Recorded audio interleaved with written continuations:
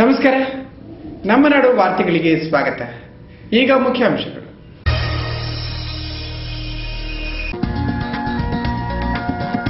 English ಭಾಷೆಯ ನಿರ್ಲಕ್ಷ್ಯ ಬೇಡ, ಆದರೆ ಇಂಗ್ಲಿಷ್ ತೆರೆದ ಗುಲಾಮರಾಗುವುದು ಬೇಡ.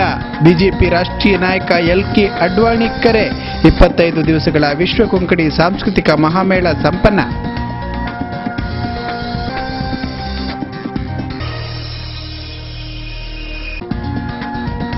ಮಾಟ ಮಂತ್ರದಲ್ಲಿ ವ್ಯಕ್ತಿಯನ್ನು ಕೊಲ್ಲಲು ಸಾಧ್ಯವಾಗುವುದಾದರೆ ನಿಮಗೆ ಪಾಕಿಸ್ತಾನದ ಅಧ್ಯಕ್ಷನಿಗೆ ಮಾಟ ಮಾಡಬಹುದಲ್ಲ.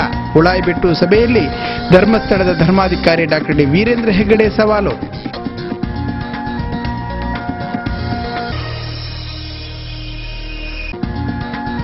ಎಲ್ಲೆಡೆ ನಾಮಪತ್ರದ ಭರಾಟೆ. ಸತೀಶ್ ಕುಂಪಲ, ಹರ್ಷರಾಜ್ ಮುದ್ಯಾ, ಅಜೀಜ್ ಮಲಾರ್ ಮಂಗಳೂರಿನಲ್ಲಾದರೆ ಬಂಟ್ವಾಳದಲ್ಲಿ ಸದಾನಂದ ಮಲ್ಲಿ, ಮಮತಾ DS ಗಟ್ಟಿ, ಪ್ರಕಾಶ್ ತುಂಬೆ ಸೇರಿದಂತೆ ನಾಮಿನೇಷನ್ ಸಾಲು ಸಾಲು.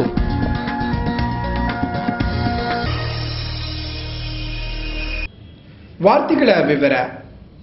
ಮಾಂಡ್ ಸೋಬಾನ್ ಆಶ್ರಯದಲ್ಲಿ 25 ದಿನಗಳಿಂದ ವಿಶ್ವದಾದ್ಯಂತ ವಿವಿಧ ಕಲಾ ಪ್ರಕಾರಗಳ ಮೂಲಕ ಜರುಗಿದ ವಿಶ್ವ ಕೊಂಕಣಿ ಸಾಂಸ್ಕೃತಿಕ ಮಹಾಮೇಳಕ್ಕೆ ರವಿವಾರ ಸಂಭ್ರಮದ ತೆರೆ ಕಂಡಿತು.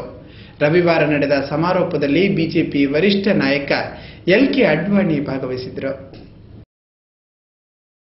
ಮಾಂಡ್ ಸೋಬಾನ್ ಆಶ್ರಯದಲ್ಲಿ 25 ದಿನಗಳಿಂದ ವಿಶ್ವದಾದ್ಯಂತ ಸಾಂಸ್ಕೃತಿಕ ತಂಡಗಳು, ಕಲಾವಿದರು, ಕೊಂಕಣಿಗರ ಭಾಗವಹಿಸುವಿಕೆಯೊಂದಿಗೆ ವೈವಿಧ್ಯಮಯ ಕಾರ್ಯಕ್ರಮಗಳೊಂದಿಗೆ ಜರುಗಿದ ವಿಶ್ವ ಕೊಂಕಣಿ ಸಾಂಸ್ಕೃತಿಕ ಮಹಾಮೇಳಕ್ಕೆ ರವಿವಾರ ಸಂಭ್ರಮದ ತೆರೆ ಕಂಡಿತು. ಲಕ್ಷಾಂತರ ಮಂದಿ ಮಹಾಮೇಳದಲ್ಲಿ ಭಾಗವಹಿಸಿ ಸಂಭ್ರಮಿಸಿದರು. ಕೊಂಕಣಿ ಸಾಂಸ್ಕೃತಿಕ ರಂಗದ ಸಮುದಾಯದ ಮೇರು ವ್ಯಕ್ತಿಗಳು, ಭಾರತದ ರಾಷ್ಟ್ರಪತಿಗಳು, ರಾಜಕೀಯ ರಂಗದ ಗಣ್ಯಾತಿಗಣ್ಯ ನಾಯಕರು, ಸ್ವಾಮೀಜಿಗಳ ಪಾಲ್ಗೊಳ್ಳುವಿಕೆಯೊಂದಿಗೆ ಮಹಾಮೇಳ ಅವಿಸ್ಮರಣೀಯವಾಗಿ ಮೂಡಿಬಂತು. ಭಾನುವಾರ ನಡೆದ ಮಾಂಡ್ ಸೋಬಾನ್ ಸಂಸ್ಥೆಯ ಆಶ್ರಯದಲ್ಲಿ ಜರುಗಿದ ವಿಶ್ವ ಕೊಂಕಣಿ ಸಾಂಸ್ಕೃತಿಕ ಮಹಾಮೇಳದ ಸಮಾರೋಪದಲ್ಲಿ ಮುಖ್ಯ ಅತಿಥಿಗಳಾಗಿ ಬಿಜೆಪಿಯ ವರಿಷ್ಠ ನಾಯಕ LK ಅಡ್ವಾಣಿ ಭಾಗವಹಿಸಿದರು. ನಂತರ ಮಾತನಾಡಿದ ಮಾಜಿ ಉಪಪ್ರಧಾನಿ LK ಅಡ್ವಾಣಿ ಅವರು, ಮಾತೃಭಾಷೆ ಸರ್ವಶ್ರೇಷ್ಠವಾಗಿದ್ದು ಇದರ ಮೇಲೆ ಪ್ರೀತಿ ಅಭಿಮಾನವನ್ನು ಬೆಳೆಸಿಕೊಳ್ಳಬೇಕು ಎಂದು ಕರೆ ನೀಡಿದರು. ಇತರ ಭಾಷೆಗಳನ್ನು ಕಲಿಯುವುದು ತಪ್ಪಲ್ಲ, ಅದರಲ್ಲೂ ಜಾಗತಿಕ ಸಂವಹನ ಭಾಷೆಯಾಗಿ ರೂಪುಗೊಂಡಿರುವ ಇಂಗ್ಲಿಷ್ ಭಾಷೆಯ ಜ್ಞಾನ ಇರಬೇಕಾಗುತ್ತದೆ. ಆದರೆ ಇದರ ಭರಾಟೆಯಲ್ಲಿ ನಮ್ಮ ಮಾತೃಭಾಷೆಯನ್ನು ನಿರ್ಲಕ್ಷಿಸಬಾರದು.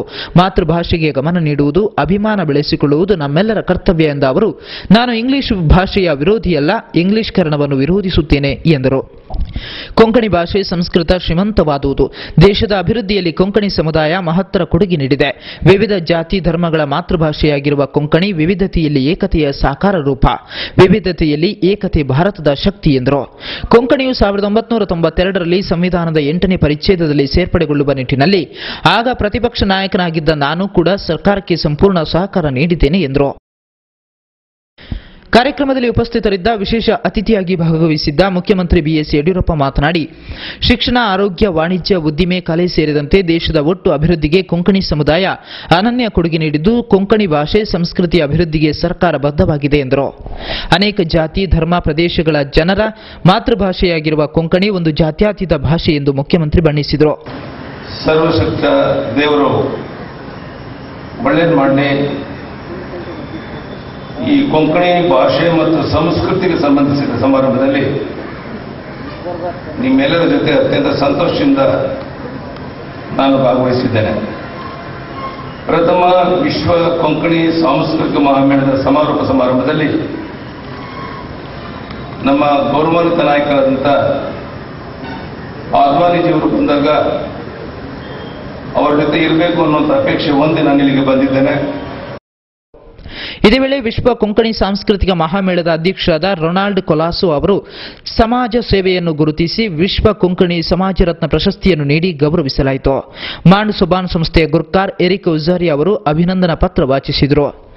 ಬೇತನಿ ಸಂಸ್ಥೆಯ ಸುಪೀರಿಯರ್ ಜನರಲ್ CM ವಿಲ್ ಬರ್ಬಾ, ಇತಿಹಾಸಕಾರ ಮತ್ತು ಸಂಶೋಧಕ professor Wilfred Prakash D'Souza, Daiji world ಆಡಳಿತ ನಿರ್ದೇಶಕ ವಾಲ್ಫರ್ ನಂದಾಲಿಕೆ ಮುಖ್ಯ ಅತಿಥಿಗಳಾಗಿದ್ದರು. ಪ್ರಸ್ತಾವನೆಗೈದ ರೊನಾಲ್ಡ್ ಕೊಲಾಸೋ, ಮಾಂಡ್ ಸೋಬಾನ್ ಸಂಸ್ಥೆಗೆ ಸರ್ಕಾರ ನೆರವು ಮತ್ತು ಚರ್ಚ್ ದಾಳಿಯ ಸಂದರ್ಭದಲ್ಲಿ ಪ್ರತಿಭಟನೆ ನಡೆಸಿದವರ ವಿರುದ್ಧ ಹೂಡಲಾಗಿರುವ ಮೊಕದ್ದಮೆಗಳನ್ನು ಅವರ ಭವಿಷ್ಯದ ದೃಷ್ಟಿಯಿಂದ ಹಿಂದಕ್ಕೆ ಪಡೆಯಬೇಕು ಎಂದು ಮನವಿ ಮಾಡಿದರು.